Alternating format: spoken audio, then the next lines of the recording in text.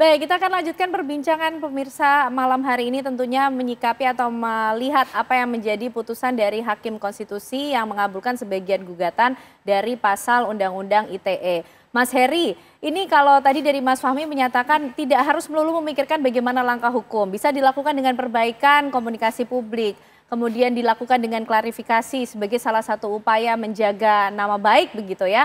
Nah, tapi ketika putusan ini sifatnya sudah mengikat, harus dilaksanakan. Bagaimana dengan institusi, korporasi, jika mereka tetap ingin mengambil langkah hukum, Mas? Ketika berurusan dengan kasus-kasus pencemaran nama baik yang ditimbulkan oleh berita bohong. Ya, tentunya mereka tetap harus taat dan patuh pada putusan Mahkamah Konstitusi ya, bahwa ini tidak berlaku dalam konteks tertentu, ada subjek-subjek yang sudah disebutkan, tapi ketika bicara tentang pribadi, tadi ada kanal lainnya, ya silahkan saja itu ditempuh. Jadi memang hal itu sudah diberikan ruangnya oleh Mahkamah Konstitusi saya rasa, dan ini patut kita cermati juga bahwa ketentuan dari pencemaran nama baik di Undang-Undang ITE kan sebenarnya lahir dari genus lex generalisnya di pasal 310 dan 311 KUHP. Dan itu pun sudah cukup banyak memakan korban dalam tanda petik ya. Oke. Orang-orang yang sebenarnya hanya memberikan pure kritik kemudian akhirnya ditarik ke ranah pidana. Padahal dalam prinsipnya Mbak Ken, Ya, pidana itu kan bisa dilihat dalam kacamata dia sebagai ultimum remedium, sebagai upaya terakhir, sebagai last resort, ya. berarti tidak harus selalu pidana yang pertama. Dan dalam konteks yang lain bisa jadi primum remedium, kasus pembunuhan, korupsi, nggak bisa pakai prinsip ultimum remedium. Oke. Tapi dalam konteks ini, saya rasa narasi yang lebih tepat adalah menempatkan hukum pidana bukan sebagai primum remedium, tapi sebagai ultimum remedium dia. Jadi masih ada pilihan langkah-langkah lain yang bisa diselesaikan. Kalau misalnya diberikan kritik terhadap kinerja dan itu di luar dari konteks pribadi dan memang bicara base-nya adalah kinerja saja dan bukan menyerang secara kehormatan, saya rasa ya klarifikasi begitu ya, informasi untuk disampaikan kepada publik itu penting dalam konteks transparansi, akuntabilitas.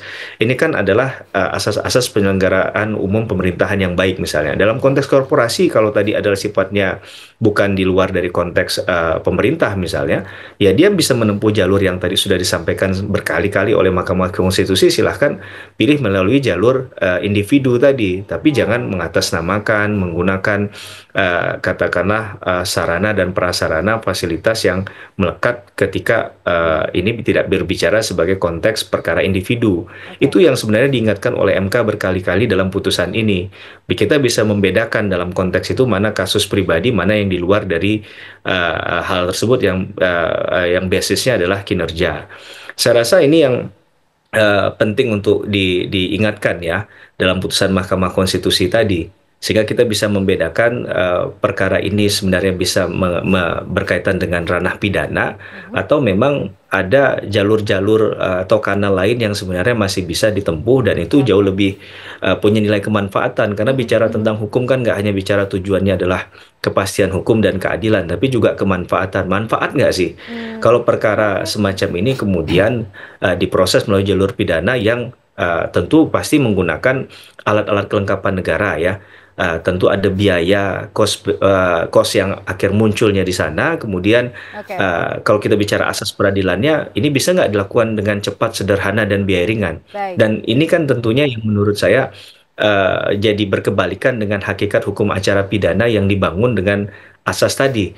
Jadi saya rasa kita mulai bisa memilah-milih lah secara arif dan bijaksana Oke. mana kasus yang memang ini harus ditempuh dengan jalur pidana, mana yang tidak. Karena prinsip dari pidana juga kan menestapakan orang, menderitakan orang. Oke. Apakah kalau cuma sekedar memberikan kritik kemudian harus berujung pada jeruji besi?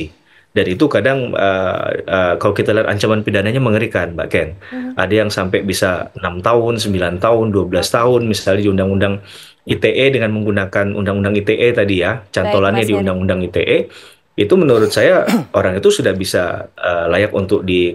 dikenai penahanan. Ya, ya. Dan tentunya ini kan upaya paksa yang melanggar hak asasi manusia, potensi Baik. sangat besar. Baik, Begitu, Mbak Mas Ken. Heri. Ya, Pak Arianto tidak hanya soal kepastian hukum tapi kemanfaatan. Kalau tadi Pak Arianto juga sampaikan apa yang kemudian bisa kita ambil sebagai hikmah dari Iya, putusan Hakim itu Konstitusi ini? hikmahnya itu banyak nih. Satu ya, hikmahnya ini memberikan penyadaran kepada aparat hukum bahwa mulai sekarang kalau menangani kasus pencemaran itu tidak bisa dilayani kalau pencemaran itu dituduhkan pada institusi. Ya. Jadi nggak perlu dilayani karena itu bukan pidana.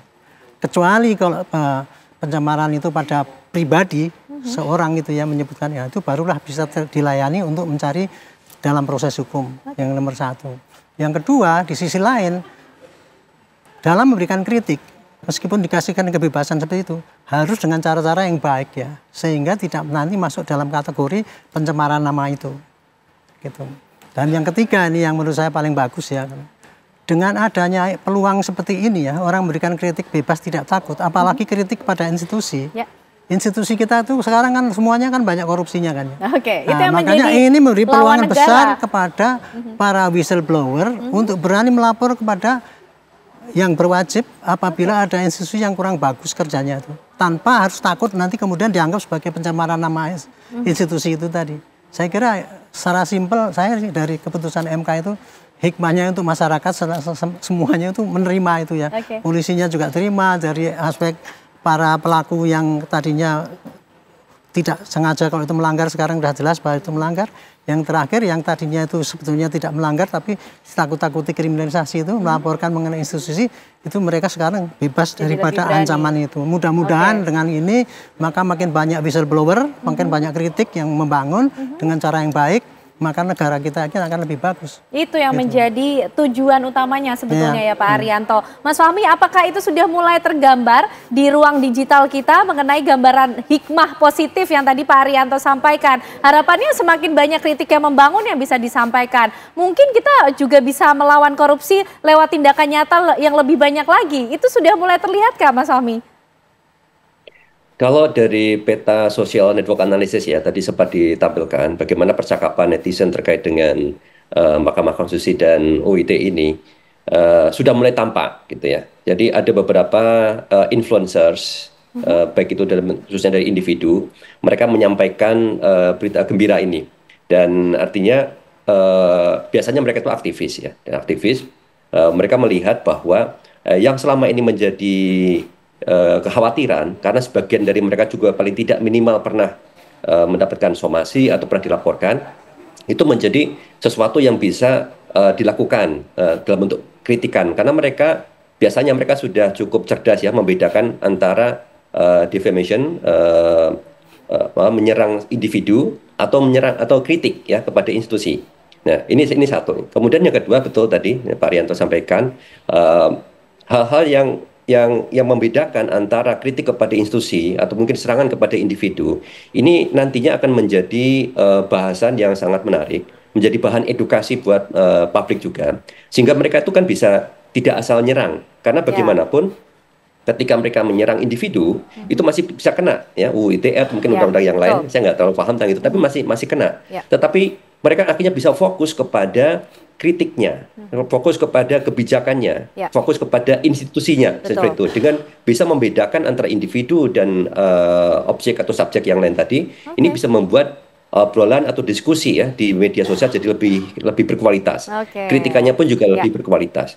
Tapi ini menurut saya kira penting tetap ada namanya literasi digital dilakukan oleh Polri untuk membedakan tadi ya, supaya publik tahu mana yang bisa masih kena atau tidak, oleh Kominfo juga, dan saya kira juga pada institusi masing-masing mereka bisa membantu meningkatkan citra mereka ya dengan menunjukkan ini loh kebijakan kita udah bagus, ini loh ada yang salah dari kritik Anda, kita sudah sampaikan yang benar seperti apa. Oke, misalnya kalau kritik Anda benar misalnya kami terima dan kemudian kita akan perbaiki.